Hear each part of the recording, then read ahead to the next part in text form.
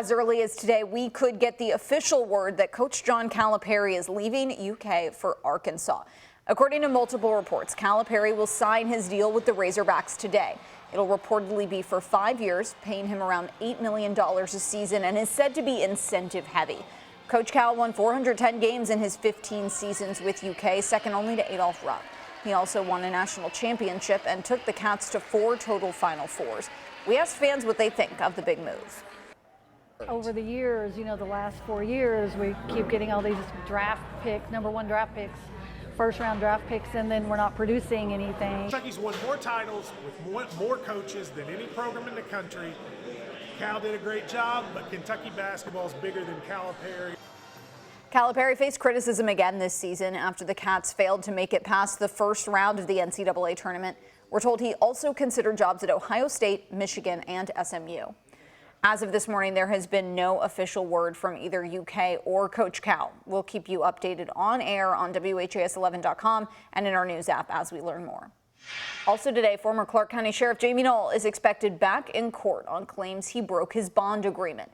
When he posted his bond and was released from jail, Knoll was ordered to surrender his firearms, except for 1 shotgun. But last month, Indiana State Police carried out a search warrant on his home, finding at least 2 handguns. Now his attorney has to convince a judge he shouldn't be held in contempt of court.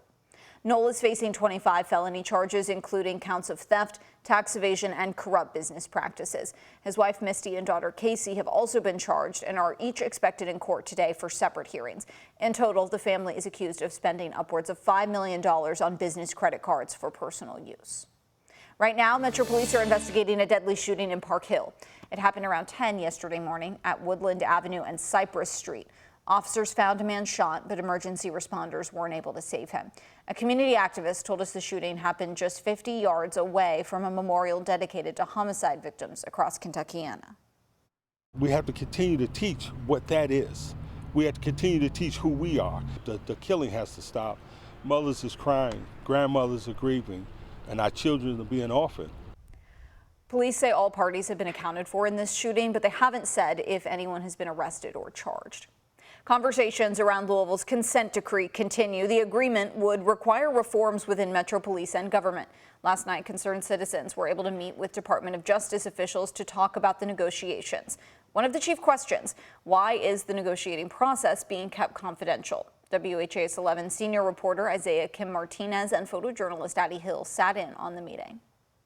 I'm concerned about the inhumanity that's being practiced on my people as if we're lab rats until all of this is worked out. Louisville citizens like Miss Monica Thomas pleading to U.S. Department of Justice officials to act with urgency and include the public in the steps toward a solution. So I'm hoping that civilian representation is present. We saw signs reading "Justice for Breonna Taylor" and "Arrest the Bad Cops" in a packed room at the Republic Bank Foundation YMCA on Broadway. The DOJ hosting a community meeting to update the public on the status of the agreement that'll dictate LMPD's path forward. Officers and the chief herself in the room. Identify all the changes that are going to have to happen in the police department. In February, federal and city leaders began negotiations on a consent decree, the settlement that'll require LMPD make a list of reforms. Those talks are happening behind closed doors, alarming those whose trust in these entities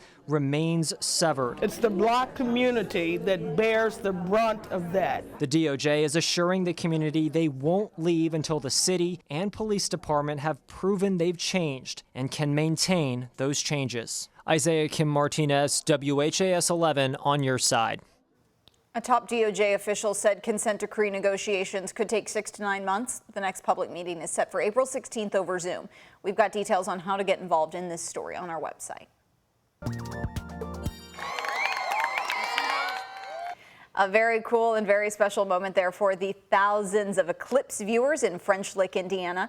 The city was one of several in southern Indiana in the path of totality. That meant total darkness just after 3 yesterday afternoon. The celestial experience was an emotional one for some who saw it in person. To be a part of it and be able to witness something is really, really cool. And yeah, it gives you a bit better perspective of life and just the meaning of life and what there truly is to live for. It makes you feel like a very tiny part of the universe, but yeah, it does also make you feel like part of the universe, because we are part of the universe. So, and it's just amazing that we can be both part of the universe and thinking about the universe at the same time. French Lick experienced totality at 3:04 yesterday.